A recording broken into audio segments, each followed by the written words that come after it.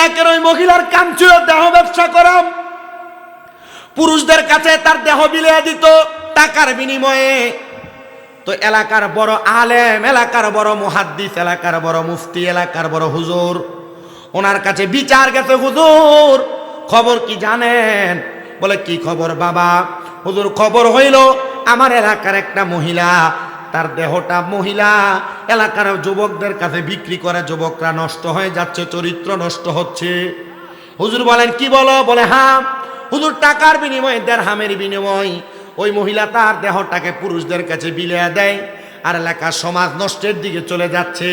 হুজুর বলে ঠিক আছে চলো, আজকে আমি ওই মহিলার কাস্টমার হওয়ার জন্য যাব। এলাকার আলেম মানুষ, মানুষ তো তারে ভালো বলবে না, বাজেই বলবে। হুজুর মানুষ যদি বেহায়া মহিলার ঘরের সামনে যায় ভালো কইব? খারাপ মহিলার বাড়ির সামনে গেলে ভালো কইব? হুজুর রওনা করলেন, মাথার মধ্যে একটা কাপড় লাগা দিয়া অপরিচিত ভেষ। হুজুরের বক্ত তার সামনে হইয়া গেলেন। বক্ত ঘরের মধ্যে প্রবেশ করে ডাক দিয়া কয়ে, মহিলা আমার সাথে আমার একজন উস্তাদ আসছেন, যিনি আজকে সারা রাত্রের জন্য তোমাকে বুকিং দিয়ে তার ঘরের মধ্যে বা তোমার ঘরের মধ্যে তারা রাখবে। মহিলা ডাক দিয়া বলে, তোমার উস্তাদ কি জানে আমাকে তার কাছে সারা রাত্রির জন্য রাখলে আমাকে অনেক টাকা পরিমাণ, সমপরিমাণ অনেক টাকা পয়সা দেওয়া লাগবে? বলে হ্যাঁ জানি। বলে ঠিক আছে যাও, তোমার উস্তাদকে আমার ঘরের দরজায় নিয়ে আসো। বলে তিনি দাঁড়ানো। মহিলা তার দাসীকে ডাক দিলেন, এ আমার সহযোগী, যাও যাও যাও আমার ঘরের দরজার সামনে বাকি অন্যান্য দিনের যত কাস্টমার আর খদ্দের আছে তুমি তাদেরকে এখান থেকে তাড়াইয়া দাও। বলো আজকে সারা রাত্রের জন্য এই ব্যক্তির উস্তাদ আমাকে বুকিং করে রাখছে, অথবা সারা রাত্রের জন্য বায়না করে রাখছে। মহিলার কথা মোতাবেক সমস্ত কাস্টমার গুলাকে পাঠিয়ে দিয়া এবার ওই আলেমকে ঘরের মধ্যে প্রবেশ করাইলেন। আলেম বলে, এ মহিলা, আমি তো আজকে সারা রাত্রির জন্য তোমাকে আমার জন্য বুলন্দ আর বরাদ্দ করেছি, তুমি জানো? বলে হ্যাঁ। তাহলে তুমি আমারে বলো, আমি যা বলবো তুমি কি আমার কথা মোতাবেক সব কাজ করবে? মহিলার কাজ খারাপ কাজ করা, বাজে কাজ করা। মহিলা তার কথার জবাব দেয়, হ্যাঁ যেহেতু আপনি আমাকে সারা রাত্রির জন্য আপনি আমাকে বরাদ্দ করে রেখেছেন, তাহলে আপনি যেমন বলবেন আমি তেমন ভাবে আমার রাত্রিটা কাটাইব। হুজুর ডাক দিয়ে বলেন, এ মহিলা শোনো গো, আমি তোমারে বললাম তুমি কি ইসলামের প্রথম ধারাবাহিক যে কৃতকার্য ওযু করা, পবিত্রতা অর্জন করা, তুমি কি জানো? মহিলা চোখগুলা বড় করে ফেললেন আর ডাক দিয়ে বললেন, হুজুর কি বলেন? বলে হ্যাঁ, তুমি যাও তাড়াতাড়ি ওযু বানাও, সুন্দর পবিত্র একটা পোশাক লাগাও। মহিলা অবাক হইলেন না, অবাক হয়ে গেলেন। কিন্তু মহিলা চিন্তিত হইয়া হইয়া চিন্তা করতেছেন, অন্য পুরুষরা তাদের টাকার বিনিময়ে আমার দেহ ভোগ করে, কিন্তু এই আলেম আমার ঘরের মধ্যে আগমন করলেন, সে আমাকে সারা রাত্রির জন্য বরাদ্দ করে রাখছেন, বুকিং করে রাখছেন, কিন্তু আমি তো তাকে ওয়াদা করেছি সে আমার যেভাবে চাইবে আমাকে সেভাবে রাত্রি যাপন করাইতে পারবে। মহিলা ডাক দিয়া কয়, হুজুর আপনার কথা আমি মানতে শিরোধার্য। মহিলার সাথে সাথে চলে গেলেন ওযু করার জন্য। ওযু বানায়া এবার ওই আলেমের সামনে চলে আসলেন। আলেম ওনার ঘাট থেকে ওনার রুমালটা বের করে মহিলাকে বিছিয়ে দিলেন। এ মহিলা, তুমি কি তোমার জীবনে কোনোদিন নামাজ পড়েছ? ডাক দিয়া কয়, আমার জীবনের প্রথম শুরুর অংশে আমি নামাজ আদায় করেছি। যাও ওই নামাজের মুসল্লাতে দাঁড়াও, দাঁড়ায় আমার আল্লাহর কাছে 2 রাকাত নামাজ পড়ো, 2 রাকাত নামাজ আদায় করে আমার আল্লাহ তাআলারে প্রশ্ন করো, আল্লাহ গো, আমি যে দুনিয়াতে এই কর্মগুলা করতেছি আপনি কি আমার এই কর্মগুলা ক্ষমা করবেন কিনা? আপনি আমার এই কর্মগুলা মাফ করবেন কিনা? মহিলা বলেন, আমি 2 রাকাত নামাজ আদায় করলাম, হুজুরের কথা মোতাবেক নামাজ আদায় কইরাম, আমি আল্লাহর কাছে কাঁদতে লাগলাম, আল্লাহ আমি জীবনে অনেক বেহায়াপনা করেছি, জীবনে অনেক পাপ কাজ করেছি, আল্লাহ গো তুমি আমারে মাফ করবা কিনা আমি জানি না। হুজুর আবার ডাক দিয়ে কয়ে, মহিলা আমি তোমার আরেকটা কথা শোনাই, তুমি যে অপকর্মগুলা করো তোমার মা কি জানে না, তোমার বাপ কি জানে না? হে মহিলা ডাক দিয়া কয়ে, জগতের মানুষ, আলেম সাহেব যখন তার জবান দিয়া মা বাবার কথা বললেন, আমার চোখগুলা আমি দইরা রাখতে পারি না, আমার চোখগুলা বায়া বায়া পানি পড়ে। হুজুর আমার জন্মের পরে আমি কোনোদিন আমার মারে দেখি নাই, আমি কোনোদিন আমার বাপরে দেখি নাই, কে আমার মা কে আমার বাবা আমি জানি না। হুজুর মা বাপ সারা সন্তান আমি, কোথায় থেকে আমার জন্ম থেকে আমি আসছি আমি জানি না, কিন্তু আপনি বলেন কেন আপনি এই কথা বলেন? হুজুর বলে, মা শোনো গো, কোনো সন্তান যদি দুনিয়াতে কোনো অপকর্ম করে, তার মা বাবা যদি কবরে থাকে, ওই অপকর্মের জন্য আল্লাহ তাআলা মা বাপরে কবরে আযাব দেয়। এরে বড় লক্ষ্মীপুরের আমার মুরব্বী বাবাজিরা, বড় লক্ষ্মীপুরের যুবক ভাই, বড় লক্ষ্মীপুরের আমার মা বোনেরা, এমন কোনো কাম তুমি কইরো না যে অপকর্মের কারণে তোমার আব্বা আম্মা কবরের আযাবে জ্বলবে। হে মুরব্বী বাবা, আজকে যে বড় লক্ষ্মীপুর দক্ষিণ পূর্ব পাড়া দুলা হাজি মিয়াজি বাড়ি গাউসিয়া সুন্নিয়া মসজিদ ইবতেদায়ী মাদ্রাসার মাহফিল হইতেছে, বিকাল থেকে এখন পর্যন্ত অনেক ছাত্ররা কোরআন তেলাওয়াত করছে, অনেক ছাত্ররা গজল গাইছে, তারা দোয়া করছে এলাকার বয়স্ক মুরব্বীদের জন্য, তারা দোয়া করছে এলাকার মৃত মানুষদের জন্য। তুমি এমন একটা সন্তান দুনিয়াতে রাইখা যাও, যে সন্তানটা তোমার মৃত্যুর পরে তোমার জন্য হাত তুলা তুলা দোয়া করবে। হায় রে, ওই মহিলার চোখের পানি ফালাইয়া ফালাইয়া কান্দে, হুজুর আমি জীবনে আমার মারে দেখি নাই, হুজুর জীবনে আমি আমার বাবারে দেখি নাই। হুজুর বলেন না গো, আমি যে অপকর্মের সাথে লিপ্ত আছি, আমার আল্লাহ বুঝি এই অপকর্মের কারণে আমার মারে আযাব দেয়, এই অপকর্মের কারণে আমার আব্বারে আযাব দেয়। হুজুর বলে, মাইয়া রে জাননি, তুমি যদি আল্লাহর কাছে কানতে পারো, তোমার জীবনে যত অপকর্ম করেছো সব অপকর্ম আমার আল্লাহ মাফ করে দিবে, আর তোমার দোয়ার বরকতে আমার আল্লাহ তাআলা তোমার মারে মাফ করে দিবে। আল্লাহর নবীর একটা হাদিস শরীফ আজকে জুমার নামাজে আমি বয়ান করেছি, হযরত আম্মা জান আয়েশা সিদ্দিকা রাদিয়াল্লাহু তাআলা আনহা থেকে হাদিস বর্ণিত। তিনি বলেন, আমার নবীর কাছে একজন মহিলা আসলেন কান্না করতে করতে, ইয়া রাসূলুল্লাহ, ইয়া হাবিবাল্লাহ, নবী গো, আমার মা অসুস্থ অবস্থায় মারা গেছে, আমার মা মারা যাওয়ার সময় জবানটা বন্ধ হয়ে গেছিল গো নবী, নবী গো, আমার মনে হয় আমার মার যদি জবান থাকতো, আমার মা ইন্তেকালের আগে তার সম্পদ থেকে কোনো কিছু সদকা করে যাইতো। নবী গো, আমার মা যে মারা গেছে, আমি কি আমার মায়ের পক্ষ থেকে কোনো কিছু সদকা করতে পারবো?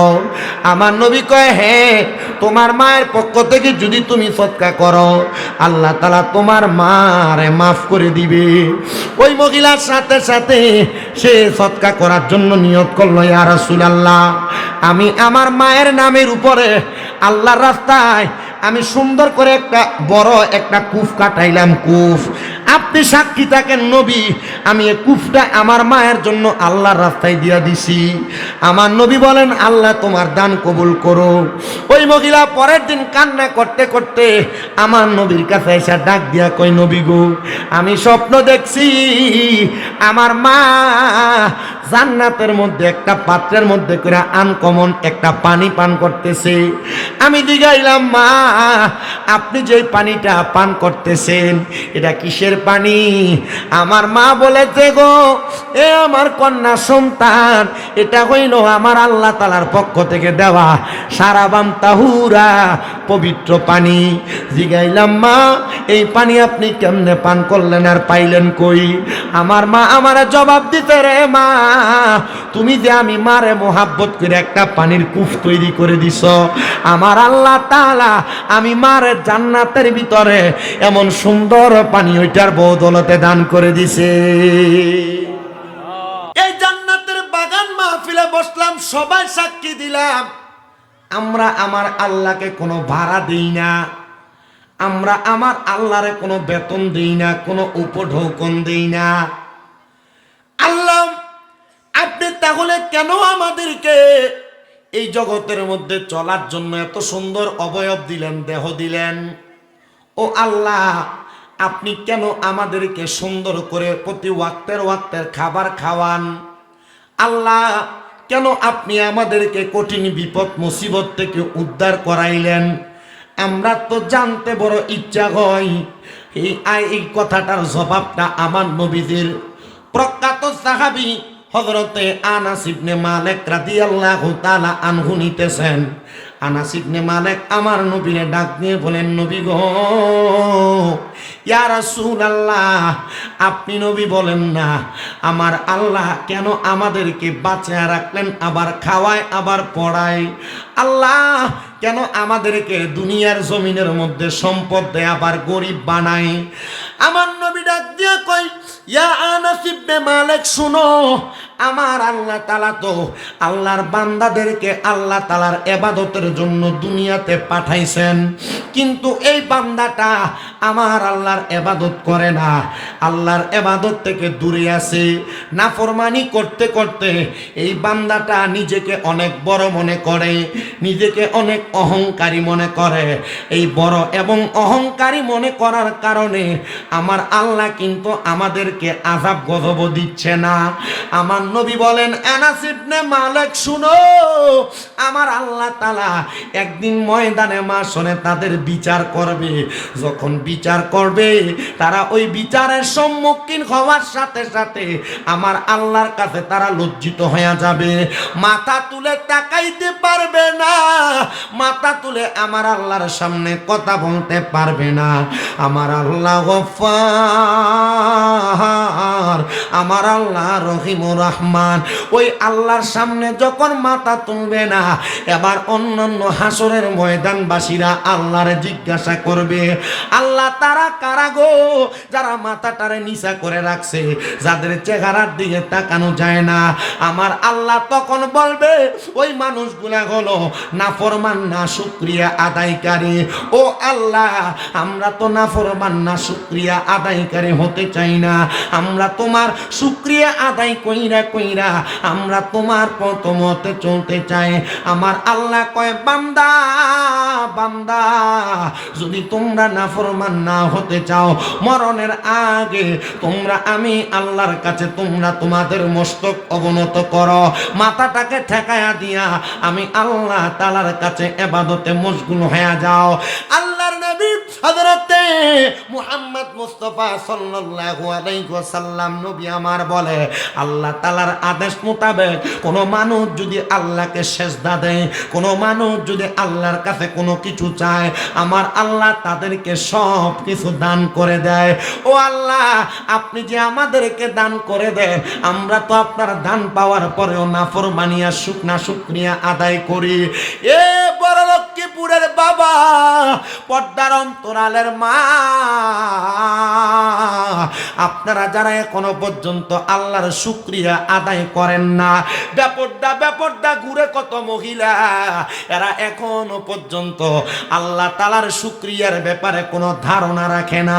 আমি আপনাদেরকে বলবো, আমি আসার সাথে সাথে আমার একজন মুরব্বী বাবা আমারে বলছে, হুজুর, এলাকার অনেক মানুষ বিদেশে থাকে, অনেক প্রবাসীরা বিদেশ থেকে বিচার দেয়, বহু প্রবাসীর স্ত্রীরা পর্দা করে না, বহু প্রবাসীর স্ত্রীরা বেপর্দা ঘুরে, অনেক প্রবাসীরা বিচার দেয়, হুজুর আমাদের স্ত্রীরা আমরা কোনো কথা বলতে শুনতে চায় না, আমাদের আদেশ ছাড়া বাড়ি থেকে বের হয়ে যায়, আমাদের অনুমতি ছাড়া আমাদের স্ত্রীরা রাস্তায় রাস্তায় ঘুরে।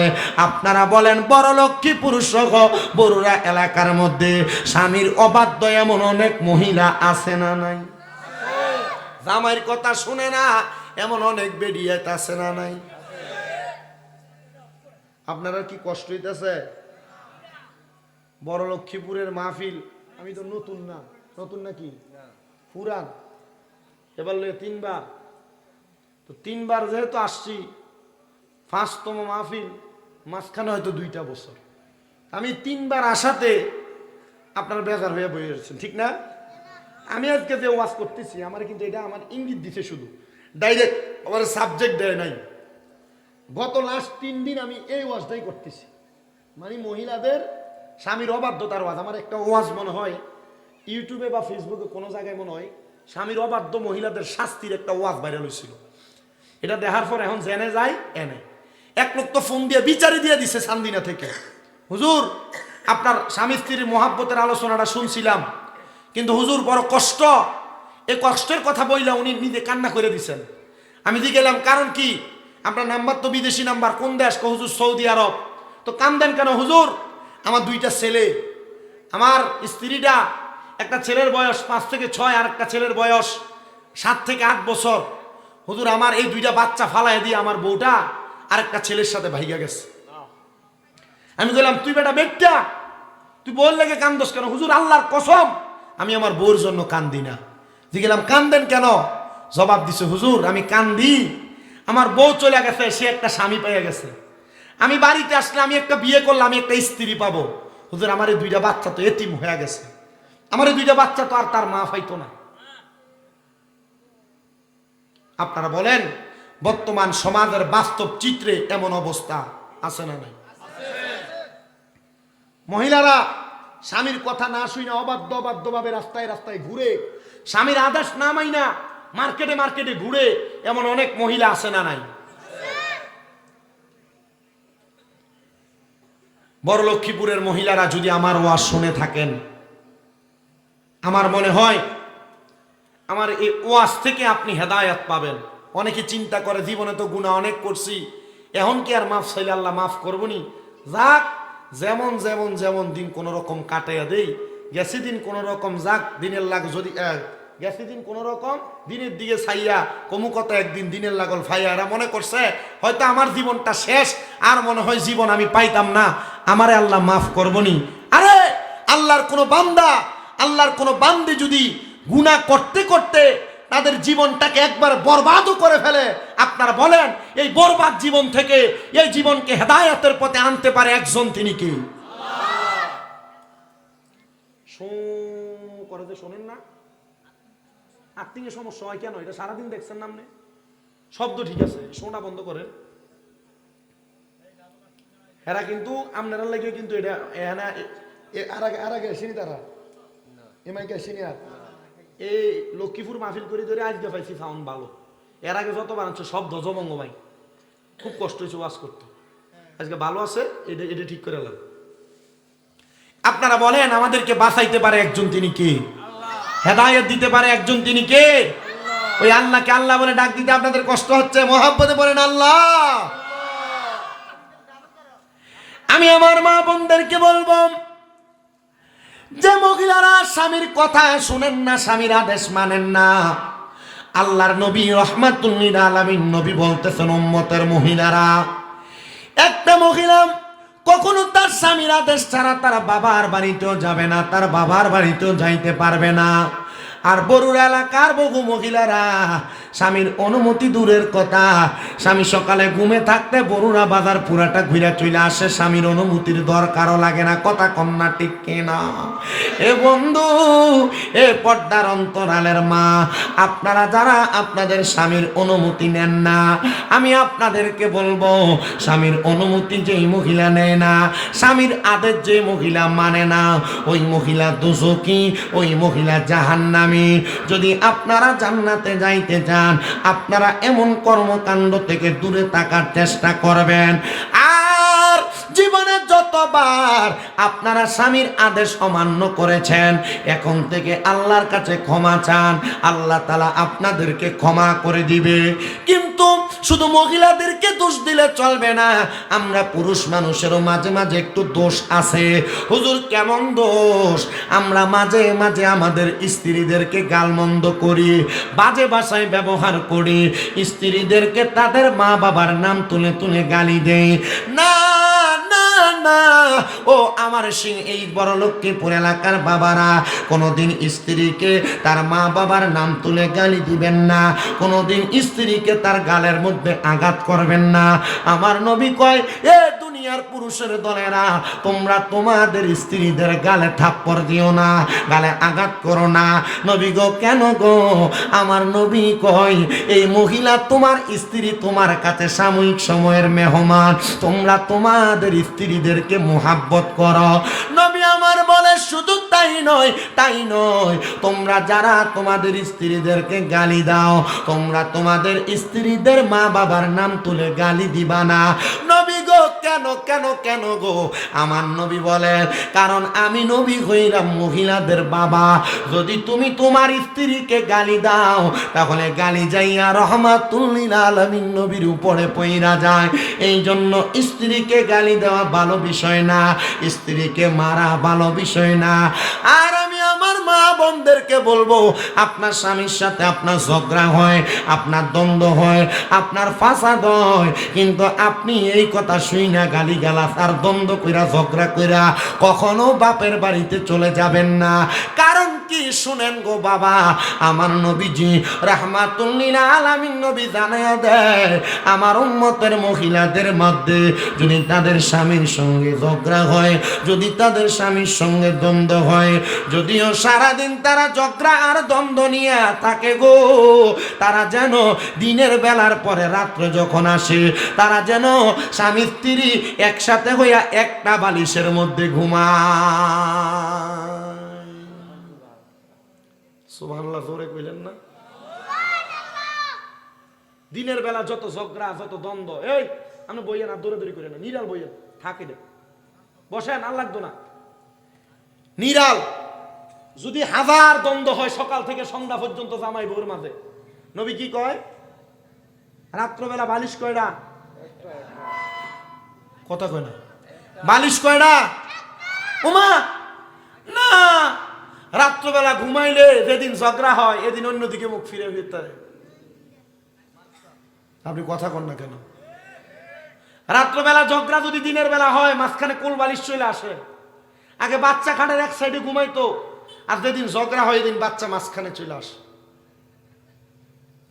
আপনারা কথা বলেন না কেন? আসে না নাই?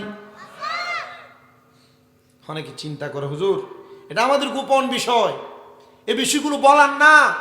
আরে না, কোন মহিলা যদি তার স্বামীকে খুশি না করে ঘুমায়, স্বামীকে খুশি না করে ঘুমায়, তাহলে আল্লাহ তাআলার দুইজন ফেরেশতা সে ঘুম থেকে জাগ্রত হওয়ার আগ পর্যন্ত তার সামনে দাঁড়ায়া দাঁড়ায়া ওই মহিলাকে লানত দেয়। নাউজুবিল্লাহ বললেন না? কোন স্বামী তার স্ত্রীকে বিছানায় চাইলো, আর কোন মহিলা যদি তার স্বামীকে খুশি করলো না, নবী বলে দুইটা ফেরেশতা ওই মহিলাকে রাত্রবেলা লানত দেয়। আল্লাহর নবী বলেন, কোন মহিলা তাদের চুলার মধ্যে ভাত রান্না করতেছে, তার ভাতগুলা আগুনের মধ্যে জাল হওয়ার কারণে যদি উপর থেকে উতরে উতরে ভাতগুলা পড়ে যায়, এমন টাইমে যদি কোনো মহিলাকে তার স্বামী তাকে তার আনন্দ এবং তার সজ্জার মধ্যে ডাক দেয়, ওই মহিলা ভাতকে চুলার মধ্যে ফালাইয়া রাইখা তার স্বামীর ডাকে সাড়া দেওয়া ওই মহিলার জন্য ওয়াজিব। মা বোনেরা যারা স্বামীর অবাধ্য হয়েছেন, স্বামীর কথা শুনেন নাই, স্বামীর মনে কষ্ট দিয়েছেন, স্বামীকে তুই তুকারি করে শব্দ করেছেন, মা বোনেরা যারা স্বামী শাসন করার পরে রাগ দেখে বাবার বাড়িতে চলে গেছেন, আর আপনারা যারা মেয়ের বাবা আছেন, আপনারা আপনার মেয়ে স্বামীর বাড়ি থেকে ঝগড়া করে আসার পর বলছেন ঠিক আছে, তার এলাকার মেম্বার চেয়ারম্যানদের ডাকে তার বিচার করবো, প্রয়োজনে নারী শিশু কোর্টে একটা মামলা দিয়ে তার জেলের ভাত খাওয়ামো। আল্লাহর নবী কিন্তু এমন কাজ করেন নাই। নবীও কিন্তু একটা না দুইটা না তিনটা মাইয়া বিয়া দিছিল। নবীজির দুইটা কন্যা বিবাহ করেছিলেন। হযরতে উসমান বিন নুরাইন রাদিয়াল্লাহু তাআলা আনহু। নবীজির আরেকটা মাইয়া কন্যা বিয়া করেছিলেন হযরতে আলী রাদিয়াল্লাহু তাআলা আনহু। একদিন মা ফাতেমাতুজ জাহরা রাদিয়াল্লাহু তাআলা আনহা কান্না করতে করতে আমার নবীজির দরবারে চলে আসছে। আমার নবীজি ডাক দিয়ে কয়, ফাতেমা তুমি একা কেন? আমার আলী কোথায়? সুবহানাল্লাহ। যখন আমার নবী এই কথা বললেন, খাতুনে জান্নাত ফাতেমা বলে, আব্বা জান, আমি আপনার মেয়ের জামাতা হযরত আলীকে আমার সাথে আনি নাই। নবী আমার বলে, ফাতেমা যাও, ফিরে যাও, আমার আলীকে ছাড়া আর তুমি আসবে না। আমার নবী রাহমাতুল লিল আলামিন নবীজি খাতুনে জান্নাত ফাতেমাকে স্বামীকে নিয়ে বাবার বাড়িতে আসার অনুমতি দিলেন। নবীজি রাগান্বিত হয়ে গেছে এই খবর আর এই সংবাদ যখন মা ফাতেমা বুঝতে পারলেন, মা ফাতেমা তাড়াতাড়ি বাড়িতে যাইয়া হযরত আলী কাররামাল্লাহু ওয়াজহুকে ওনার সাথে করে নিয়ে আসলেন। যখন নিয়ে আসলেন, আমার নবী তাকে দেখলেন হযরত আলী রাদিয়াল্লাহু তাআলা আনহু মুস্কি মুস্কি হাসতেছে, আর মা ফাতেমা চোখ ফালায়া ফালায়া কান্না করতেছে। এ ফাতেমা, আপনি কেন কান্না করেন গো? ফাতেমা কয়, আব্বা জান, আপনার স্বামী আপনার কলিজার টুকরা জামাতা হযরত আলী কাররামাল্লাহু ওয়াজহুর সাথে আমার ঝগড়া, আমার দ্বন্দ্ব। এবার মা ফাতেমা হযরত আলীর নামে কয়েকটা অভিযোগ আমার নবীর কাছে বলতে লাগলেন। আমার নবী বলে, খামোশ, এ ফাতেমা খামোশ। স্বামীর ব্যাপারে কোনো মহিলা যেন বদদুয়া না করে, কোনো অভিযোগ না দেয়। আমার নবী কয়, লানাতুল্লাহি আলাইহি। আমি নবী বললাম, যে মহিলা তার স্বামীর ব্যাপারে অভিযোগ করে, যে মহিলা তার স্বামীকে খাটো করার জন্য মানুষের কাছে বদনাম করে, আমার আল্লাহ যেন ওই মহিলাকে লানত প্রদান করে। মা ফাতেমা চুপ হয়ে গেলেন, মা ফাতেমা চুপ হয়ে গেলেন, আর বুঝতে পারলেন স্ত্রীর মুখে স্বামীকে লানত দেওয়া এটা মানায় না নবীর কথা। এজন্য তো মা ফাতেমার এত দাম, যে মহিলারা স্বামীরে কষ্ট দিবে না, যে মহিলারা স্বামীকে গালি দিবে না, স্বামীকে বদদুয়া দিবে না, মন্দ কথা বলবে না, ওই মহিলারা মা ফাতেমার সাথে জান্নাতে থাকবে। আরে এক নামে তোমার ফাতেমা, আরে কে নাম বোতল বলেন? এক নামে তোমার ফাতেমা, আরে কে নাম বোতল? তুমি নুরানি পোহতল গমাগো জান্নাতি বলে বলে, তুমি নুরানি পোহতল গমাগো জান্নাতি বুলবুল বলেন। এক নামে তোমার ফাতেমা, আর কে নাম বোতল বলেন? এক নাম তোমার, আর কে নাম বোতল? তুমি জান্নাতি বুলবুল মাগো নুরানি ফোতল, তুমি জান্নাতি বুলবুল মাগো নুরানি ফোতল। তুমি আহা লে বায়াত মাগো, আহা লে বায়াত, তোমার জন্য নাজিল হলো কোরআনের আয়াত। তুমি আহা লে বায়াত মাগো, আহা লে বায়াত, তোমার জন্য তোমাদের জন্য কোরআনের আয়াত। তুমি তোমরা সবাই মিলে নবী বাগের ফুল বলেন, তুমি তোমরা সবাই মিলে নবী বাগের ফুল, তুমি জান্নাতি বুলবুল মাগো নুরানি ফুতুল, তুমি জান্নাতি বুলবুল মাগো নুরানি ফুতুল বলেন। এক নামে তোমার ফাতেমা, আরেক নাম বোতল বলেন। এক নাম তোমার, আরেক নাম বোতল, তুমি নুরানি পোহতল গোমাগো জান্নাতি বুলবুল, তুমি নুরানি পোহতল মাগো জান্নাতি বুলবুল। জোরে কি আল্লাহু আকবার বলবেন না? তাহলে কোনো মহিলা যদি স্বামীর ব্যাপারে অভিযোগ দেয়, আপনারা কি কথা বুঝতেছেন আমার? কোনো মহিলা যদি স্বামীর ব্যাপারে কোনো অভিযোগ দেয়, বিচার দেয়, মন্দ কথা বলে, এই মহিলাকে লানত দেয় কি? আজকে আপনাদের কাছে ওয়াজটা কি একটা কমন ফিরে গেছে। আপনারা চিন্তা করতেছেন, হুজুর আজকে বাজ্যে বউরে কম যাবো যে আজকে ওয়াজ হইনাইছি, আর আজকে পুরা ওয়াজ তোমরার বিরুদ্ধেই গেছে। কথা কই না, ঠিক না? বড় লক্ষ্মীপুরের অনেক মহিলারা আমার কাছে যায়, আপনারা মনে করেন না আমরা এলাকার বেরিয়ে, আমার বাড়িতে যায় অনেক বড় লক্ষ্মীপুরের মহিলা যায়, শিলমুড়ির বহু মহিলা যায়। আমার আম্মা অসুস্থ হওয়ার পর অনেকে গেছে। অনেকে আমার আম্মাকে চাই আসতে যায়, তারা কইব যে আরে আমরা কিত্তাম হুজুরের বক্ত হইছি, আসলে হয়ে গেছে আমার ভাই। আসতে একবারে কি আস না কই দিয়ে দিল আল্লাহ, এটি কি আস কয় রাজাস, এবং দুইটা আসলে হয়ে গেছে ভাই, গাছের নারকেল লয়ে গেছে ভাই। হ্যাঁ, এরা কইব আমরার বিরুদ্ধে ওয়াজ করবার লাগে আমরা দাওয়াত দিয়ে নিছিল, আর আমরা আপনার আশকা ভাই। আমি চিন্তা করি রে বেরিন, আপনারা, আমি চাই না বড় লক্ষ্মীপুরের কোনো মহিলা দুজকে যাক, আমি চাই বড় লক্ষ্মীপুরের প্রত্যেকটা মহিলা জান্নাতে যাক। আপনারা চান কি না? তুই আওয়াজ একটু কম দিস, এদের গলা বেশি আওয়াজ।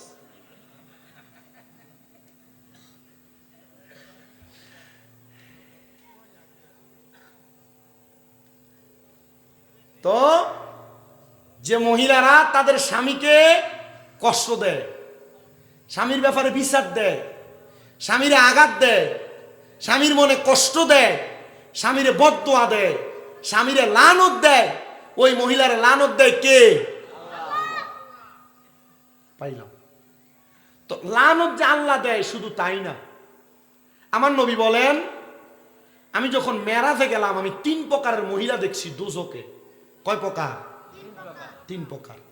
এর মধ্যে 1 প্রকার মহিলা দেখছি যারা জিব্বাটার ভিতরে গরম লোহার রড লাগে আগুনে সেক দেওয়া হইতাছে।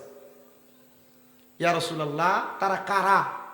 নবী কয় এটা হলো ওই মহিলা যে মহিলারা তাদের স্বামীকে আর সন্তানকে লানত দেয়, গজব দেয়। আছে না এলাকা দেখবেন বহুত মহিলা খোদার কাটা কথা শুনে না, আল্লাহর গজবও ফরে না তার উপরে। ছেলে মেয়ের এমন কথা কয় না, যে আমার ইনকাম না থাকলে, কামাই রুজি না থাকলে, কয় না কি এক বলার কাছে আমার মা বাবা আমার বিয়ে দিল, এটা কামাই রুজিও নাই, তার লগের শুধুটা কত টাকা কামাই করে, তার কোনো কামাই রুজি নাই, এমন তুই তুকারি আর শব্দ কইরা স্বামীরে লানত দেয় না। নবী বলেন এমন মহিলা দেখছি যাদের জিব্বাতে লোহার গরম রড লাগাই দিয়া তাদেরকে শাস্তি দেওয়া হচ্ছে। এবার মহিলাদের মনে প্রশ্ন থাকতে পারে, এ হুজুর আমরা তো অনেক অন্যায় করেছি, আমরা তো অনেক পাপ করেছি, আমাদের স্বামীদের কথা শুনি নাই।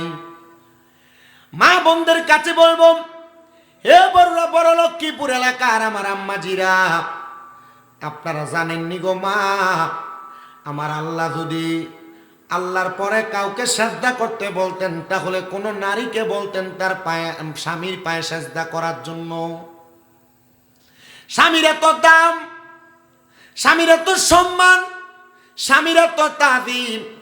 গত পরশু দিনের কথা, দুবাই থেকে এক বেটা ফোন দিছে, এই ওয়াজ শুইনা কয় হুজুর আমার স্ত্রী আমার লগে বড় ঘাট তেরা কইরা কইরা কথা কইতো, হুজুর আমনের এই ওয়াজটা ফাটানোর পরে আমার বউ এখন আমার আমনে আমনে কইরা কত সুন্দর কইরা কথা কয়। হুজুর বিকাশ নাম্বারটা যদি দিতেন 5,000 টাকা হারাইতাম আমনের লাগিয়া। আমি কই দেখছো নি রে, বেটার মনে কত কষ্ট ছিল, বেডি তার কথা শুনতো না, আর এ ওয়াজ শুনে এখন বেডি সুন্দর করে করে কথা কয়। আমি তো জানি আমার টাকা লাগতো না রে বেটা, যা তোরে ওয়াজ শুনে তোমার বেটি তোমার কথা শোনার কারণে আল্লাহ যখন তোমাদেরকে জান্নাতি বানাইবো, আল্লাহ আমারেও জান্নাতে নিব। আল্লাহ যদি দুনিয়াতে আল্লাহর পরে কাউকে সাজদা করতে বলতেন তাহলে আমার আল্লাহ তাআলা একটা মহিলাকে বলতেন তার স্বামীর পায়ে সাজদা দেওয়ার জন্য। এ বড় লক্ষ্মীপুর এলাকার আমার মা, আপনারা আজকে থেকে ওয়াদা করবেন গো মা, যদি স্বামীর মনে কষ্ট দিয়ে থাকেন, স্বামীর মনে আঘাত দিয়ে থাকেন, তাহলে আজকে রাত্রবেলা আপনারা আপনাদের স্বামীর পায়ে ধরবেন, ধরে মাপ চাইবেন আর চোখের পানিগুলা ফালাইয়া দিবেন। মনে রাখবেন একটা পুরুষ মানুষ কখনো নারীর চোখের কান্নার পানি দেখে সহ্য করে থাকতে পারে না। পুরুষ সব সময় নারীর চোখের পানির কাছে দুর্বল থাকে। এই জন্য আমার মা, আপনি যখন কান্না করে স্বামীর কাছে মাপ চাইবেন আর আমার আল্লাহরেও বলবেন, আল্লাহ গো আপনি আমারে মাফ করে দেন, আপনি আমারে ক্ষমা করে দেন। আপনারা বলেন আমার আল্লাহ তাআলা ক্ষমা করতে পারে কি পারে না?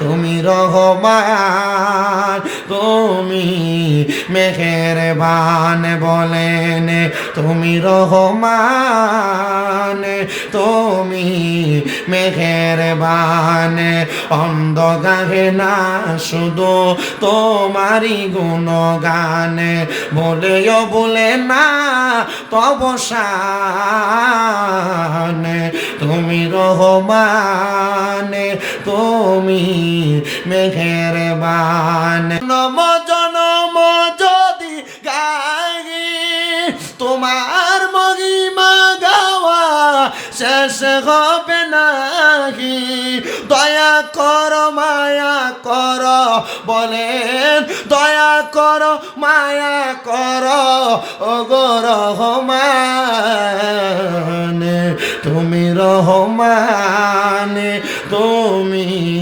মেহেরবান অন্ধ গায়ে না শুধু তোমারই গুণগান বলেও বলে না তব শান তুমি রহমান তুমি মেহেরবান কখনো তোমাকে যদি বলি হেদায়াতের আলো দিয়ে নিয় কাজ তুলি দয়া করে ঠাই দিও দয়া করে ঠাই দিও ওগো দয়াময় তুমি রহমান তুমি মেহেরবান একটা জবানও বন্ধ রাখবেন না জবান খুলে জোরে জোরে পড়েন আল্লাহু আকবার মহিলারা চিন্তায় পড়ে গেছে অনেক গুনাহ আল্লাহ মাফ করবে কিনা মা বোনেরা স্বামীর অজান্তে আপনি পরপুরুষের সঙ্গে কথা বলেছেন দেখেন আমার আল্লাহ কেমনে মাফ করে ইরাক নামক এলাকার মধ্যে আল্লাহ তাআলার একজন বান্দি বসবাস করতেন যেই মহিলাটার কাম ছিল এলাকার মধ্যে বেহায়াপনা করা টাকার বিনিময়ে দেহ ব্যবসা করা দেহ বেচা কিনা করা আপনারা বলেন বর্তমান সমাজে বহু এলাকার মধ্যে এমন অনেক মহিলার মাইয়া আছে যারা বাজে চরিত্রওয়ালা তাদের টাকার বিনিময়ে পুরুষদের কাছে দেহ বিক্রি করে সমাজ নষ্ট করে আপনারা বলেন এমন 12 বাতারি মার্কা বেহায়া মহিলা সোনার বাংলাদেশে আছে না না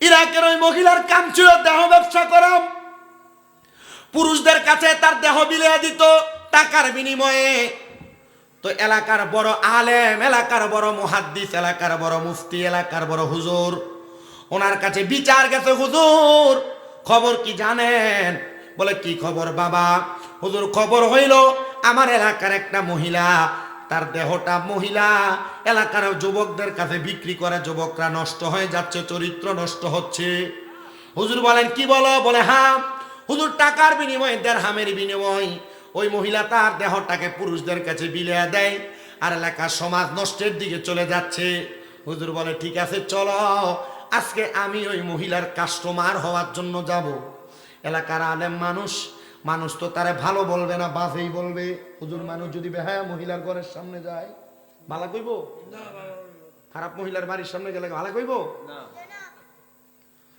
হুজুর রওনা করলেন মাথার মধ্যে একটা কাপড় লাগা দিয়া অপরিচিত বেশ হুজুরের ভক্ত তার সামনে হইয়া গেলেন ভক্ত ঘরের মধ্যে প্রবেশ করে ডাক দিয়া কয়ে মহিলা আমার সাথে আমার একজন উস্তাদ আসছেন যিনি আজকে সারা রাত্রের জন্য তোমাকে বুকিং দিয়ে তার ঘরের মধ্যে বা তোমার ঘরের মধ্যে তারা রাখবে মহিলা ডাক দিয়া বলেন তোমার উস্তাদ কি জানে আমাকে তার কাছে সারা রাত্রির জন্য রাখলে আমাকে অনেক টাকা পরিমাণ সমপরিমাণ অনেক টাকা পয়সা দেওয়া লাগবে বলে হ্যাঁ জানি বলে ঠিক আছে যাও তোমার উস্তাদকে আমার ঘরের দরজায় নিয়ে আসো বলে তিনি দাঁড়ানো মহিলা তার দাসীকে ডাক দিলেন এ আমার সহযোগী যাও যাও যাও আমার ঘরের দরজার সামনে বাকি অন্যান্য দিনের যত কাস্টমার আর খদ্দের আছে তুমি তাদেরকে এখান থেকে তাড়াইয়া দাও বলো আজকে সারা রাত্রের জন্য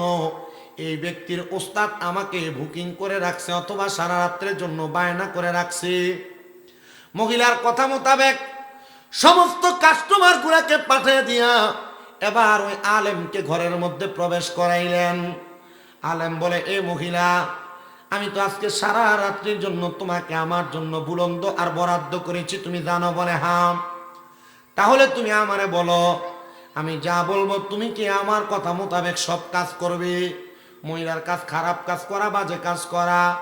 মহিলা তার কথার জবাব দেয়, হ্যাঁ, যেহেতু আপনি আমাকে সারা রাত্রির জন্য আপনি আমাকে বরাদ্দ করে রেখেছেন, তাহলে আপনি যেমন বলবেন আমি তেমন ভাবে আমার রাত্রিটা কাটাইব।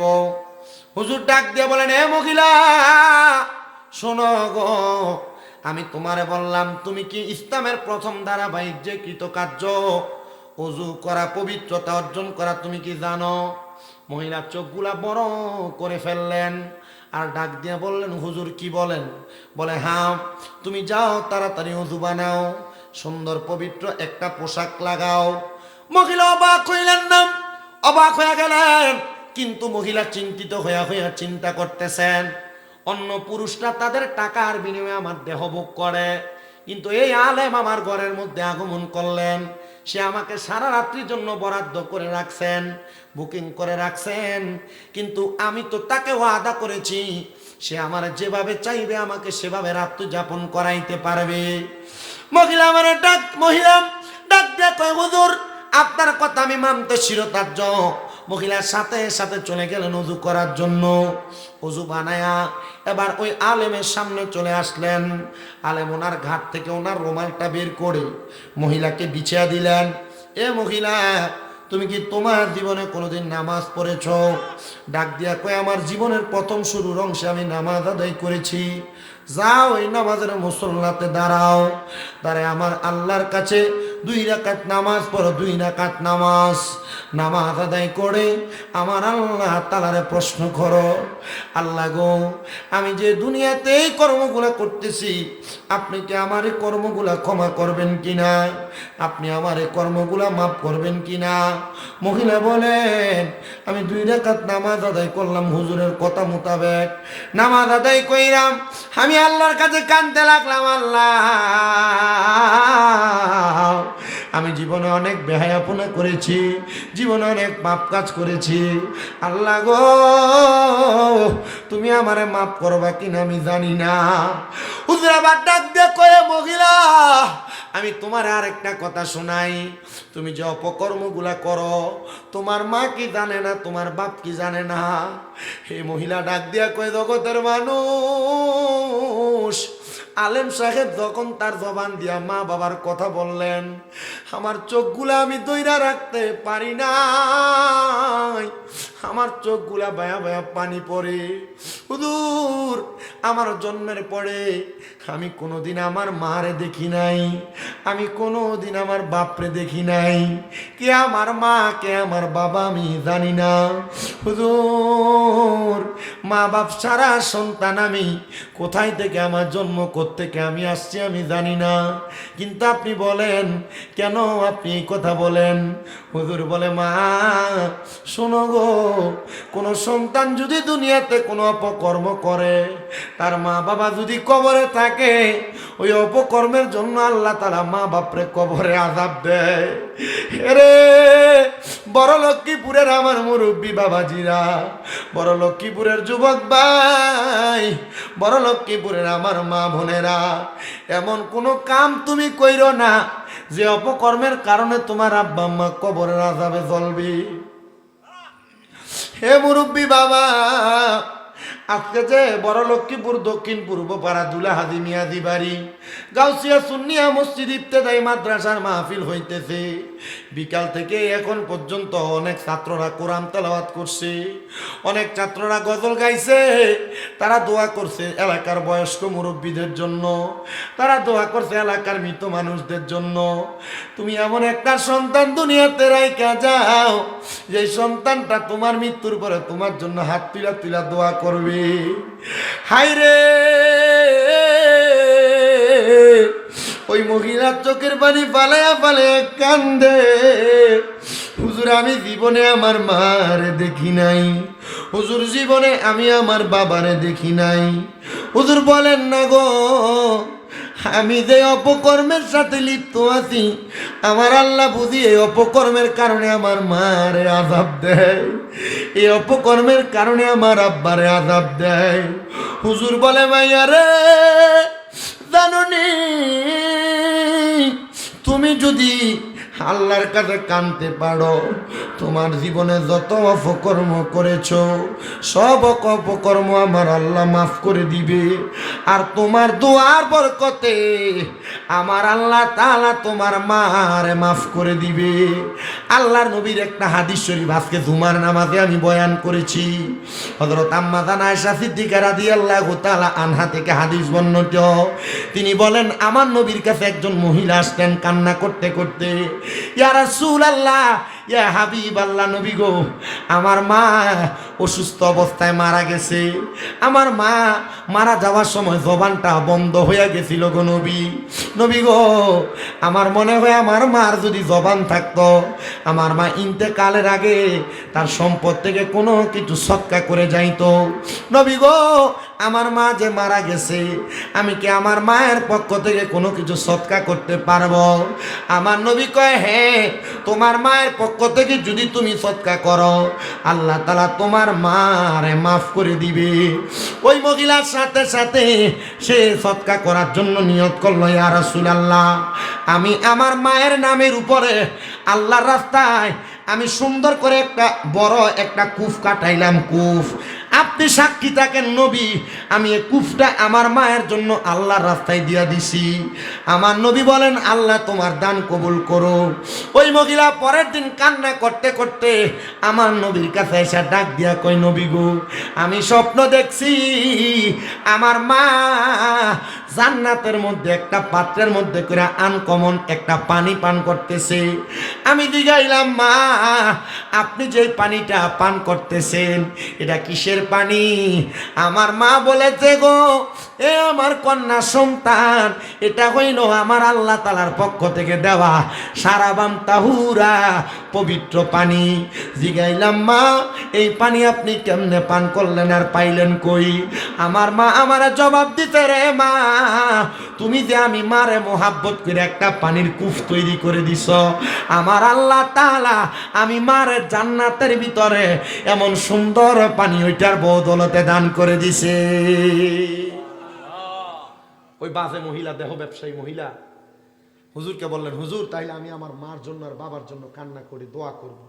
বলে, ঠিক আছে, সকাল হওয়ার আগ পর্যন্ত তুমি কান্না করো, 2 রাকাত নামাজ পড়বা, নামাজ পড়ে আল্লাহর কাছে কানবা।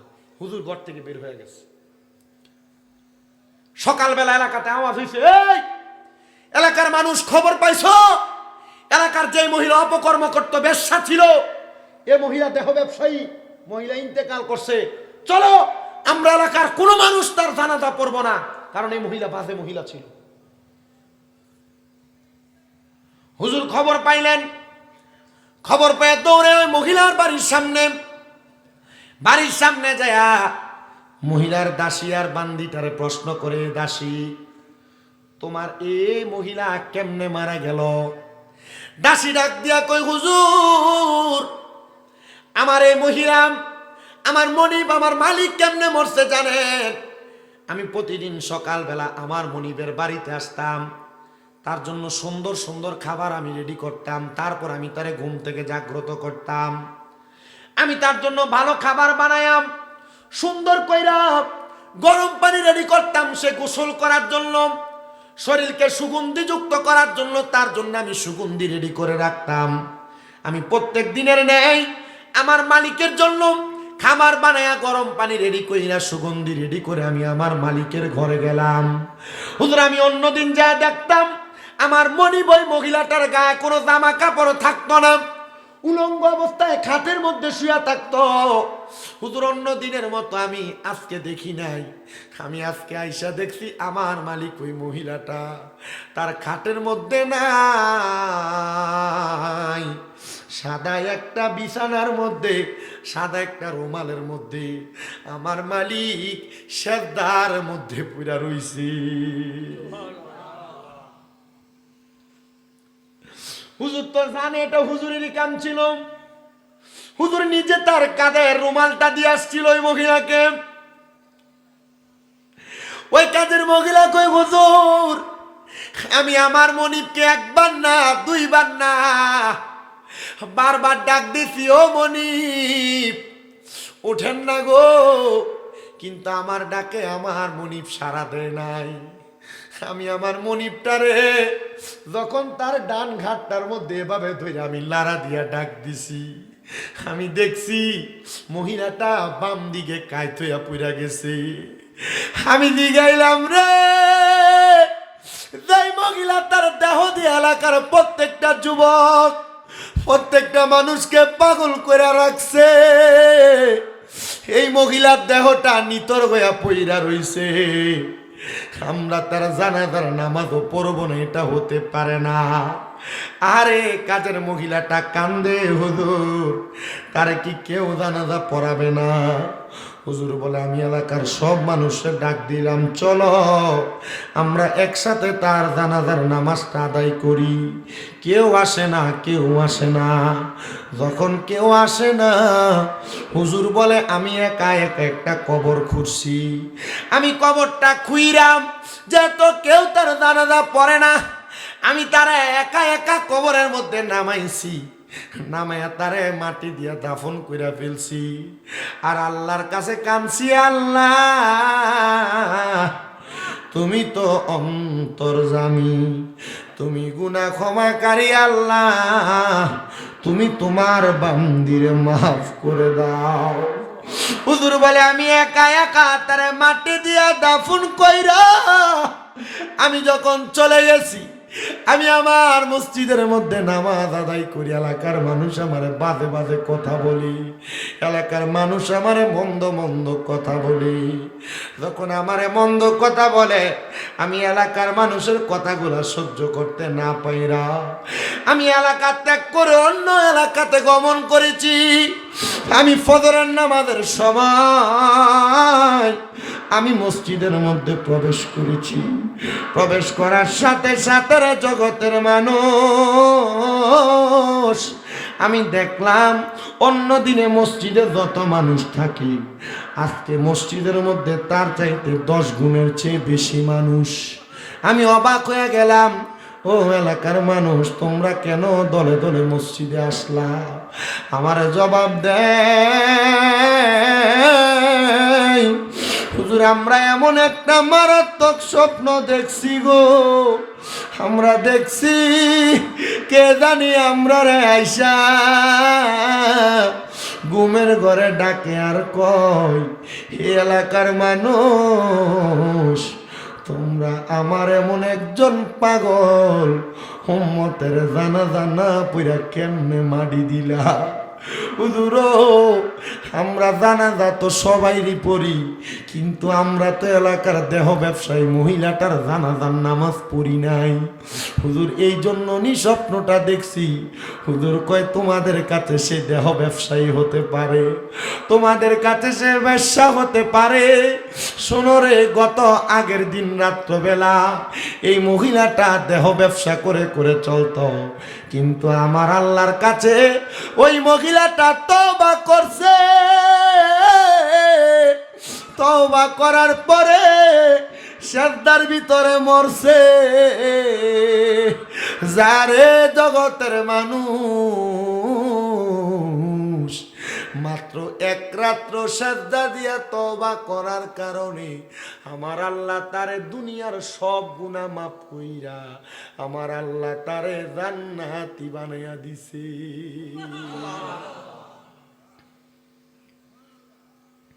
কয় রাত্র রে বাদো? আজকে বড় লক্ষ্মীপুরের মানুষ সব কাম ফালাই দিয়া প্যান্ডেল পুরে বসে রয়েছেন। কেন? আল্লাহ নিয়ে একটা রাত্রির উৎসিলায় আমরা মাফ করে দেয়। আপনারা বলেন, আমরা তো ব্যবসা খারাপ মহিলার মতো না, আমরা তো তার চাইতে ভালো। আমরা তো নামাজ পড়ি, আমরা তো রোজা রাখি। হুজুর নামাজ পড়ি না। আরে কি নামাজ পড়েন না? 5 ওয়াক্ত পড়েন না? জুমার নামাজের মুসল্লি না? হুজুর আমরা তো জুমাও পড়ি না। তো জুমা পড়েন না, ঈদের নামাজের মুসল্লি না? হুজুর ঈদের নামাজও পড়ি না। তো ঈদের নামাজ পড়েন না, জানাজার নামাজের মুসল্লি না?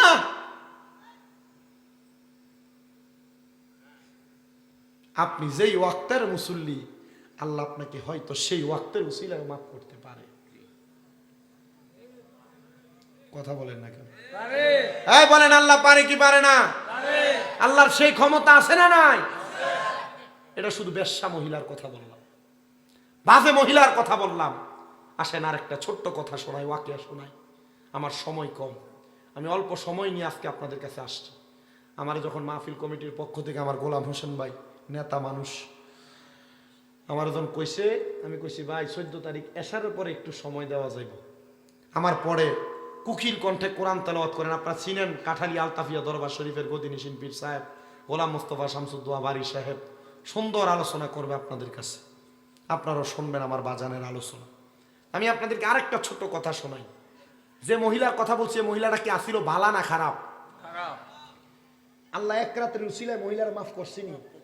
কথা আসতে কইছেন, মাফ করছিনি? আল্লাহ চাইলে আর চাইতে নিকৃষ্ট বান্দারও মাফ করতে পারে কিনা? আমরা পুরুষ যারা গুনাহ করি আমাদেরকেও মাফ করতে পারে কিনা? আমরা যদি বলি আজকে থেকে আর গুনাহ করব না, আল্লাহ আমাদের পূর্বের সব গুনাহ মাফ করতে পারে কিনা?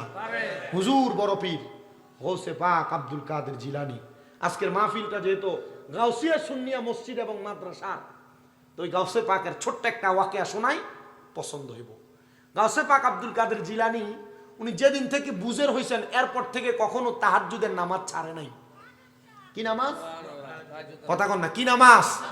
তাহাজ্জুদের। আপনারা কি কষ্ট হইতাছে কোনো?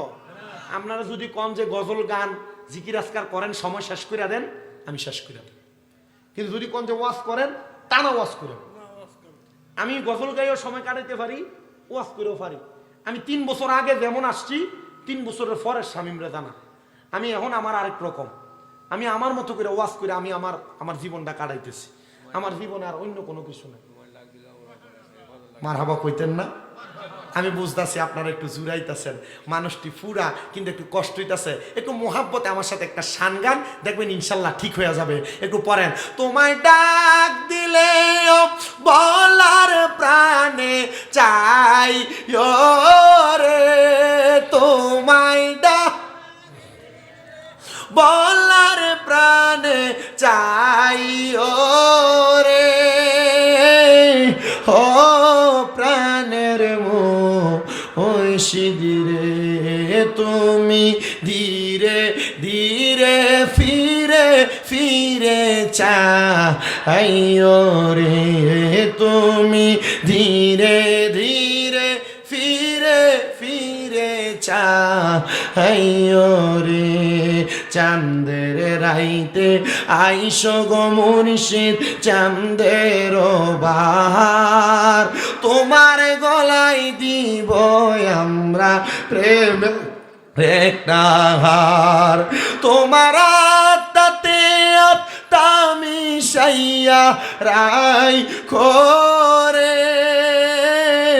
ও প্রাণের মুর্শিদ রে, তুমি ধীরে ধীরে ফিরে চাইও রে।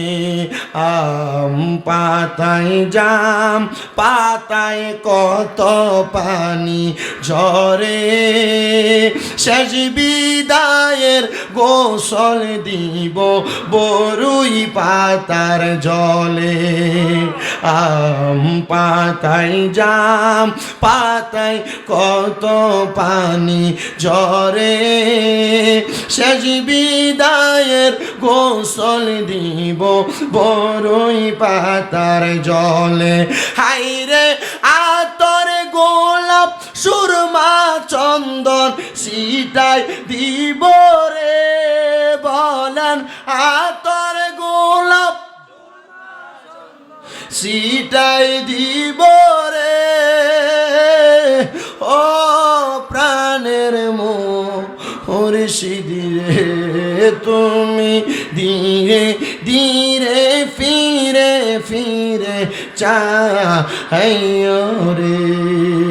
লাল বলো নীল বলো কত রঙের শাড়ি, আইরে সাজবি দায়ে পরাই দিব সাদা মার্কিন শাড়ি।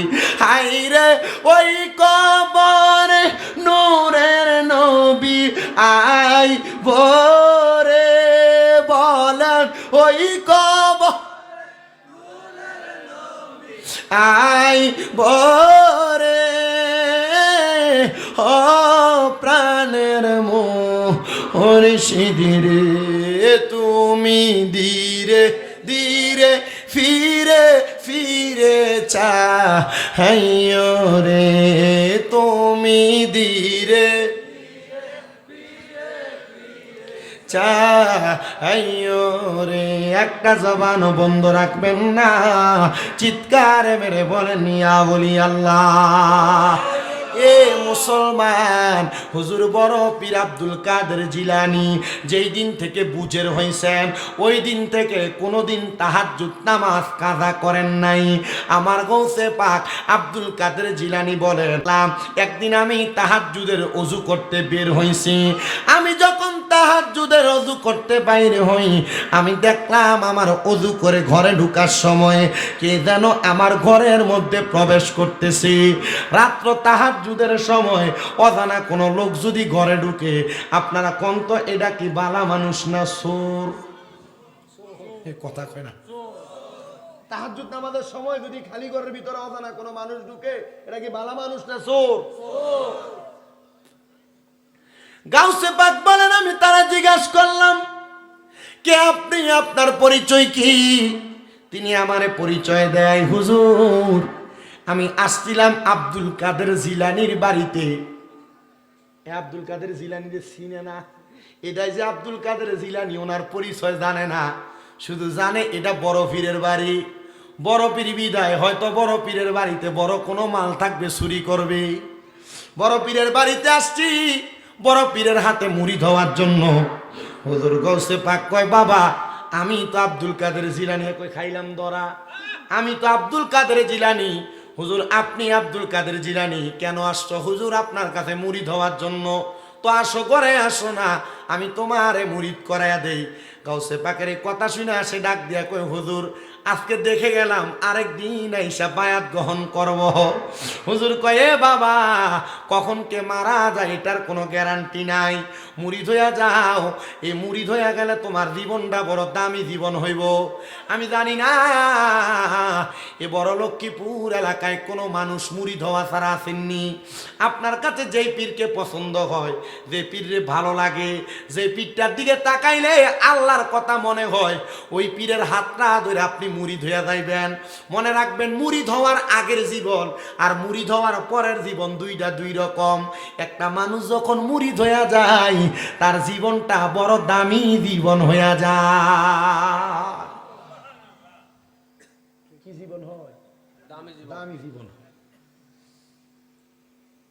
হুজুর বলে, বাবা কোথায় যাইবা, কখন মুরিদ হইবা, বাঁচবা কিনা গ্যারান্টি নাই, মুরিদ হইয়া যাও।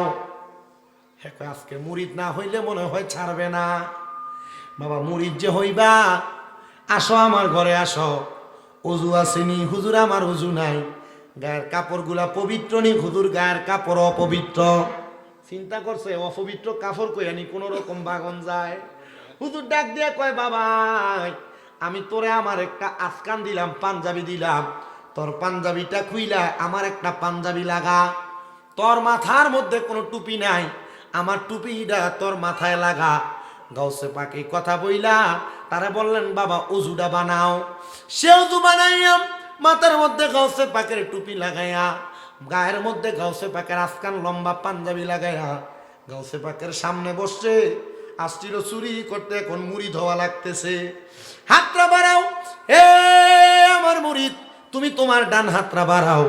ডান হাতের তালুটা বাড়াইছে। গাউসে পাকের ডান হাতের তালুটা তার তালুর সাথে লাগাইয়া কয়, বাবা তুমি পড়ো, কোনোদিন মিশা কথা বলবো না। কি মিশা কথা বলবো না? সে বলে, হুজুর কোনোদিন মিশা কথা বলবো না। বাবা তুমি পড়ো, কোনোদিন নামাজ ছাড়বো না। কি ছাড়বো না? নামাজ ছাড়বো না। এই দুইটা বিষয়। সে বলে, হুজুর কোনোদিন নামাজ ছাড়বো না। খুশি হইছে। গাউসে পাক আব্দুল কাদের জিলানী তার বিষয় মুরিদ করাইছে কয়টা? আপনারা যারা এখানে বইছেন আলেম সারা সাধারণ একটা ফাব্রিক কি কইতে পারবেন? বায়াত আর মুরিদ শব্দের অর্থ কি? কেউ নাই কইন না? বিলীন হওয়া, এটা ফ্রেম। বায়াত শব্দের অর্থ হলো ওয়াদাবদ্ধ হওয়া। কি হওয়া? প্রতিশ্রুতিবদ্ধ হওয়া। মুরিদ হওয়া মানে ওয়াদাবদ্ধ হওয়া, প্রতিশ্রুতিবদ্ধ হওয়া, আবদ্ধ হওয়া, মিশে যাওয়া। তো গৌসে পাক ওনার এই মুরিদ সুটটারে উনি ওয়াদা করাইছে কয় বিষয়ে? মুরিদ করাইছে কয় বিষয়ে? আমরা ফিসাবরা মুরিদ করাই বিভিন্ন বিষয়ে, কিন্তু আমরা মানি না। কথা কয় না বেটাই? আমরা মাথার ভিতরে আবুল উলের টুপি, আমরা মাথার ভিতরে সাতফুরিশের টুপি, আমরা মাথার ভিতরে আবেদ সাল মাদানির দরবার, ইমামের আব্বানি দরবারের টুপি, আমরা মাথার ভিতরে মাইজবান্ডারের টুপি, আমরা মাথার ভিতরে শাহপুরের টুপি, আমরা মাথার ভিতরে বিভিন্ন দরবারের টুপি। মসজিদে নমাজ হয়, বেড়া মসজিদে যায় না। মানুষ কয় দেখ রে দেখ দেখ দেখ অমুক দরবারের মুরিদ, তাদের ফিসাবও নামাজ পড়ে না, তেও নামাজ পড়ে না। আসলে কি ফিসাব নামাজ পড়ে, মুরিদ পড়ে না? এই মুরিদের লেগে ফিরেরও বদনাম, দরবারের বদনাম। এমন মুরিদের দরবারের দরকার। আমি আমার সারা বাংলাদেশে যত বক্ত আছে, আমি আমার সব বক্তদেরকে বলছি, শোনেন, আপনারা 5 ওয়াক্ত নামাজ, তার পাশাপাশি কখনো হারাম খাইবেন না। দ্বিতীয়ত যখনই সময় পাইবেন তাহাজ্জুদ নামাজ পড়বেন, পরের হক মেরে খাইবেন না, নিজে ইচ্ছা করে যাই না ঝগড়া ফাসাদে লিপ্ত হবেন না। এই অল্প কয়েকটা সবক আমি দিছি আর বলছি, আপনারা এগুলা মাইনা চলতে পারলে হয়তো আল্লাহ তাআলা আপনাকে এটার উসিলা মাফ করে দিবে। আপনারা বলেন এই অল্প কয়েকটা বিষয় মানলে আল্লাহ মাফ করতে পারে কিনা? ওই যে কইছে হারাম খাইতো না, এটার ভিতরে আইতেছে ওয়াজ। সময় অনেক হয়ে গেছে, কিন্তু আমি একটু শেষ করতে হইব। আপনাকে আমার শেষ পর্যন্ত আসেননি? আওয়াজ কম হইতাছে, কেডা কেডা আছেন একটু ডাইন হাতটা সোজা করে তুললে একটু দেখাইয়েন। আসেননি ইনশাআল্লাহ? নারে তাকবীর! ছটফুড়ি দোকানে যদি বই বই ছটফুড়ি আর ফুচকা খাইতে এরা মনে করছে দূর মানুষ নেই আসার পরে এটি কিতা, এনে তো ফ্যান্ডেল ফুরে এরা জানে না। নারে তাকবীর! নারে রিসালাত! নারে গাউসিয়া! গাউসে পাকে মুরিদ করাইছে কয় বিষয়ে? গাউসে পাক আব্দুল কাদের জিলানী কয়, জান আপনার মুরিদ হয়ে গেছেন। বের হয়ে গেছে গাউসে পাকের দরবার থেকে। গাউসে পাকের দরবার থেকে বের হওয়ার সাথে সাথে সে চিন্তা করে, একদিন চুরি না করলে পরের দিন আমার ঘরের চুলার পাতের মধ্যে কোনো আগুন ধরে না। আমি আবার চুরি না করলে আমার উপায় কি হবে? এই কথা বইলা গাউসে পাকের দরবার থেকে সামনে যাইছে। যাওয়ার পরে দেখতেছে সামনে বাগদাদের বাদশার বাড়ি। চিন্তা করে, অন্যদিন ছোটখাটো চুরি করতাম, রাত্র এখনো বাকি আছে অল্প কিছুক্ষণ, আজকে চুরিটা নচেত বাদশার বাড়িতেই করি, হয়তো আল্লাহ তাআলা চাইলে আজকে আমার বেশি কিছু দিতে পারে। নিয়ত কি ভালো না খারাপ? খারাপ। কথা বলে ভালো না খারাপ? আমরা সমাজে এমন অনেক টুপিওয়ালা আছে, দাড়িওয়ালা আছে, পাঞ্জাবিওয়ালা আছে, এগুলা লাগে লাগে সুদের টাকা খায়, ঘুষের টাকা খায়। আমরা সমাজে এমন অনেক দাড়িওয়ালা, টুপিওয়ালা, পাঞ্জাবিওয়ালা আছে, এরা দাড়ি টুপি পাঞ্জাবি লাগে বাইবাতিদার জমি দখল করে খায়। আমরা সমাজে এমন অনেক টুপিওয়ালা, দাড়িওয়ালা আছে যারা সমাজে মানুষের উপর জুলুম আর অত্যাচার করে করে খায়, আছে না নাই? আবার আমরা সমাজের মানুষ এডিরে ধরে নিয়ে মসজিদের সভাপতি বানায়, এমন সুদকুরু ঘুষকুরে ধরে নিয়ে মসজিদের সেক্রেটারি বানায়, মাদ্রাসা কমিটির ভিতরে, মসজিদ কমিটির ভিতরে এমন হারাম খট্টিরে ঢুকায় কি ঢুকায় না? কথা বলে না, ঢুকায় কি ঢুকায় না? আবার দেখবেন সুদকুর ঘুষকুর পরের হক মাইরা মেরে খায়।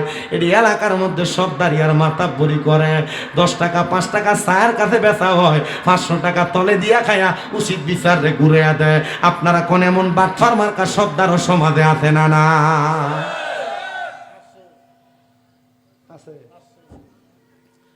এই বেড়ার মাথার ভিতরে গাউসে পাকের টুপি, গাউসে পাকের গায়ের পাঞ্জাবি, এ ঢুকতেছে বাগদাদের বাদশার ঘরের মধ্যে চুরি করার জন্য।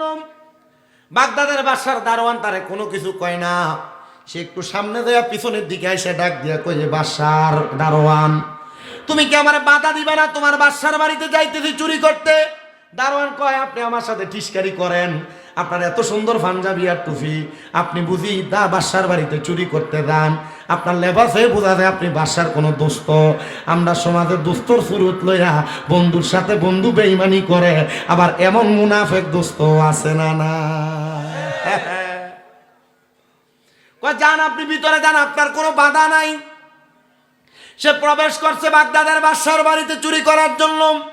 বাগদাদের বাদশার বাড়িতে প্রবেশ কইরা বাদশার বাড়ির সিন্দুক গুলার মধ্য থেকে বড় বড় যত মাল সামান আছে সব একটা গুটলির মধ্যে ঢুকাইছে, একটা পুটলার মধ্যে ঢুকায়া বের হবে। চারদিক দিয়ে আযান পড়ছে, আসসালাতু খায়রুম মিনান নাওম।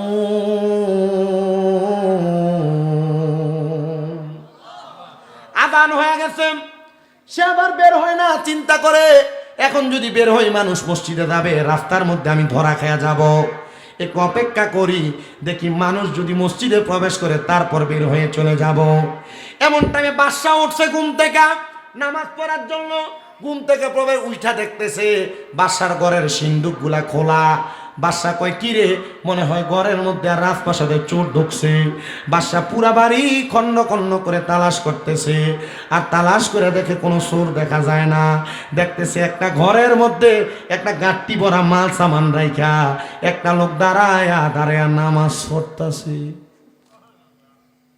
চোরে চিন্তা করছে যেহেতু এই সময়টা পাইছি, গাউসে পাকের কাছে ওয়াদা করেছি বরফির মানুষ, ওনার কথা মতো নামাজটা ফুরালাই, আল্লাহ নি নামাজটা রুচিলে আমরারে বাঁচায়।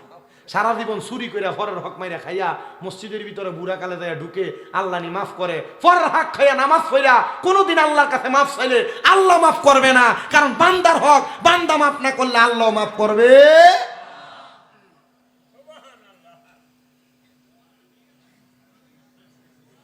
ঠিক আছে বলে আমার খেতের লাইল কেটে লেছিল আরেক বেটা আজকে ঠিক আছে ফর্সে জায়গা মতো কথা বলেন না।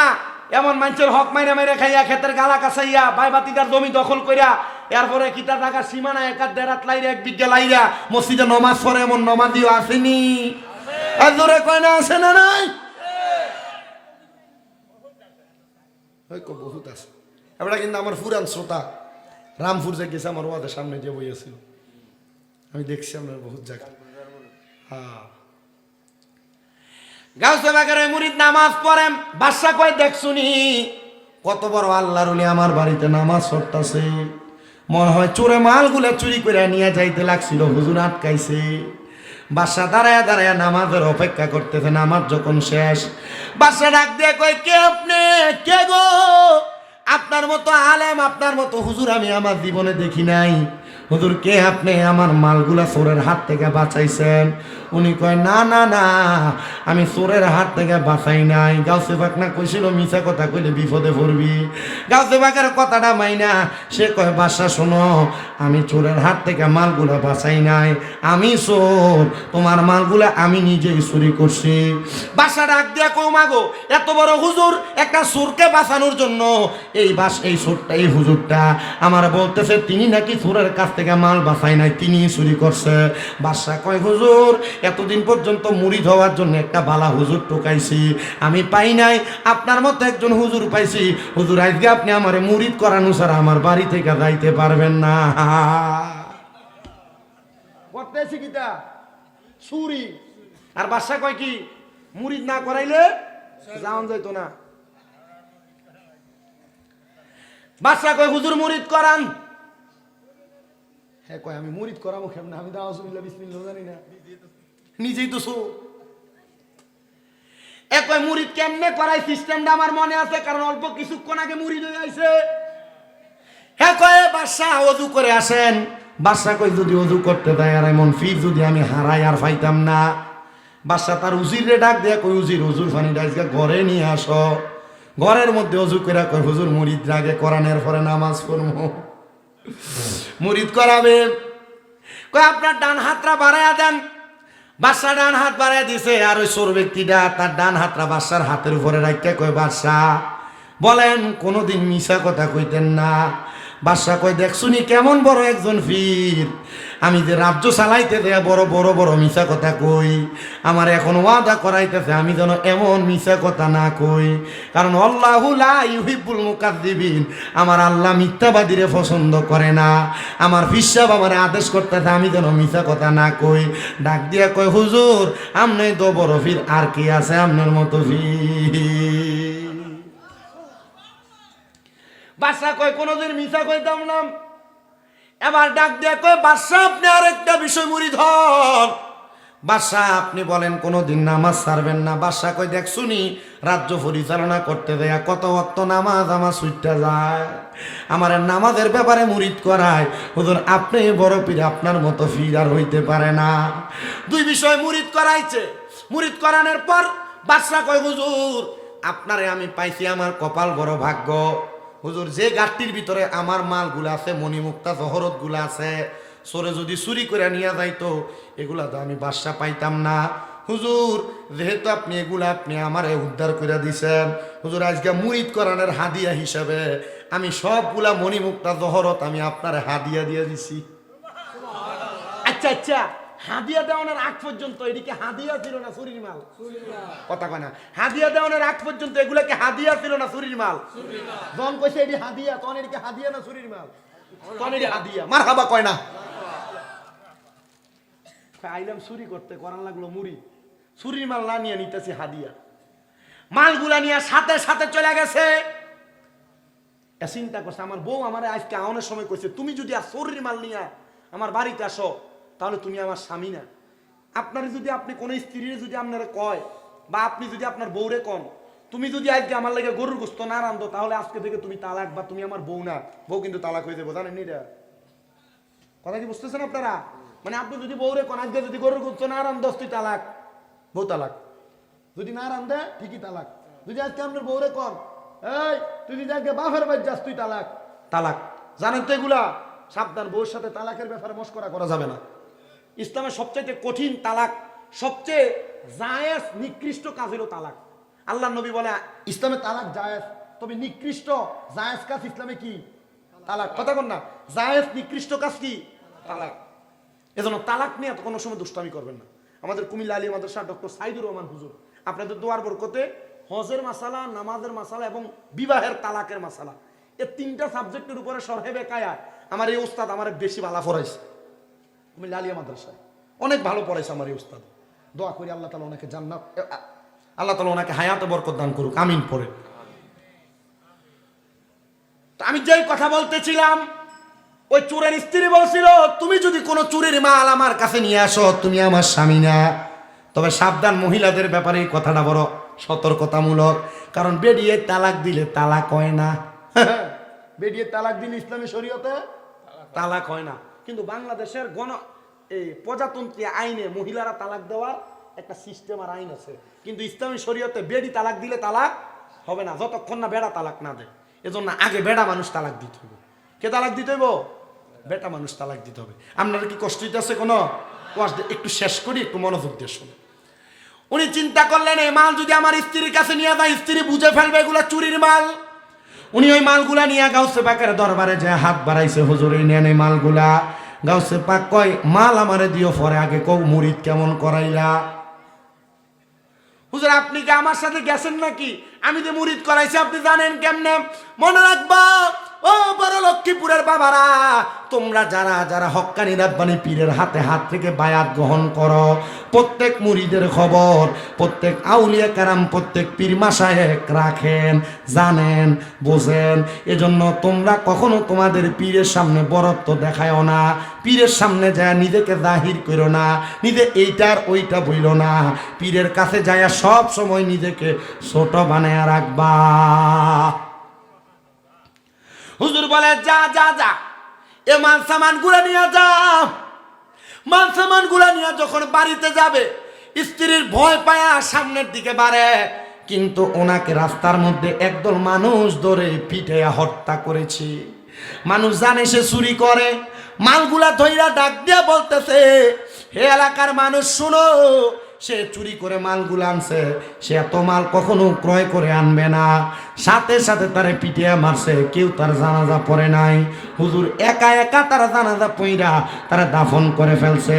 আর ওই এলাকার মানুষ ওই দিন রাত্রে সেম ভাবে স্বপ্ন দেখছে, কিরে এলাকার মানুষ, তোরা তোর এলাকার একজন হক্কানি আল্লাহর বান্দারে পিড়ে মারলি চোর বইলা, তোরা তার জানাজা পরশ নাই, তারা দাফন করে দিছ। কারণ কি? তারা দৌড়াইয়া হুজুর গাউসে পাকের কাছে আসছে।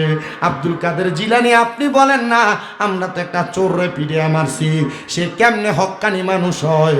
বলে সে গত রাত্রবেলা আমি আব্দুল কাদের জিলানীর কাছে বায়াত গ্রহণ করার সময় তওবা করেছে, আর আমার আল্লাহ তার তওবা কবুল করে তারা মাফ করে জান্নাতি বানাইয়া দিছে। বাবা, গৌসে পাক আব্দুল কাদের জিলানীর এই মুরিদ যদি চুরি করার পরে যখন মুরিদ হয়েছে আর অন্তরে যখন ভয় রাখছে, এই ব্যক্তির যদি আল্লাহ মাফ করতে পারে, আমরা আল্লাহর বান্দারা মাফ করতে পারে না? আমি আমার ওয়াজের মাইক ছাড়ার আগে আপনাদেরকে আরেকটা হাদিসে মুবারাকা শোনাই, যেটা হযরতে সাদ ইবনে উবায়দা রাদিয়াল্লাহু তাআলা আনহু থেকে হাদিস বর্ণিত। তিনি বলেন, আমার মা মারা গেছে, আমি আমার মার জানাজা পাই নাই। কি পাই নাই?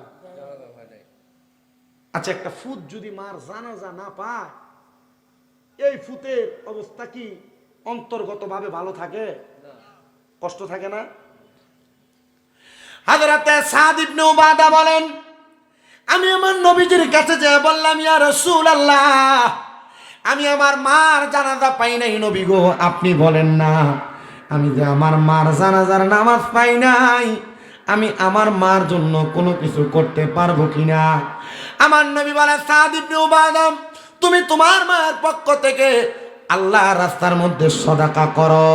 হযরতে সাদ ইবনে উবাদা বলি, ইয়া রাসূলুল্লাহ, আপনি সাক্ষী থাকেন গো নবী, আপনি সাক্ষী থাকেন, আমি আপনার সাক্ষী রাইকা আমার মিখওয়াদা নামক একটা খেজুরের বাগান আছে, ওই খেজুরের বাগানটা আমি আমার মায়ের জন্য সদকা করে দিলাম। কোন সুবহানাল্লাহ। আমি আমার মাইক ছাড়ার আগে আজকের এই জান্নাতের বাগান বড়লক্ষ্মীপুরের মাহফিলে যারা বসেছেন, আমার পরে গোলাম মুস্তাফা শামসুদ্দোহা বাড়ি হুজুর চলে আসবে, হুজুরকে নিয়ে আসেন। আমি এখানে কয়েকজন মানুষ চাই যারা এই বড়লক্ষ্মীপুর গাউসিয়া সুন্নিয়া মসজিদ এবং ইবতেদায়ী মাদ্রাসার জন্য বলে, হুজুর আমার মা নাই, আমার মার জন্য আমি, আমার বাবা নাই, বাবার জন্য আমি। নবী সাদ ইবনে উবাদা যেমন ভাবে দান করেছে, আমি তেমন ভাবে 10,000 টাকা আল্লাহর ওয়াস্তে মাহফিলে দান করে দিব। যদি থাকেন একজন সন্তান